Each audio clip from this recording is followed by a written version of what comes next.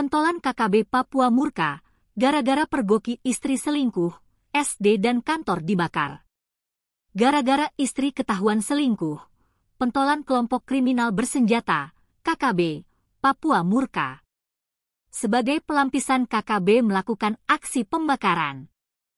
KKB pimpinan Kalenak Murib dan Tenius Kulua membakar 4 bangunan di Kampung Kelemame dan Kampung Pasir Putih, Distrik Sinak, Kabupaten Puncak, Papua Tengah, pada Senin, 3 Februari 2025.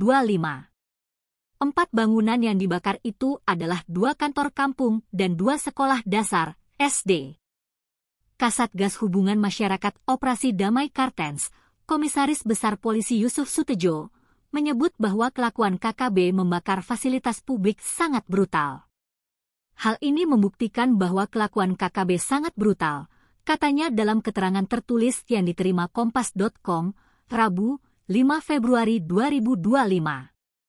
Menurut Yusuf, kebakaran terhadap fasilitas publik ini semestinya tidak dilakukan oleh KKB. Sebab dugaan perselingkuhan salah satu istri komplotan KKB Tenius Kulua merupakan masalah pribadi.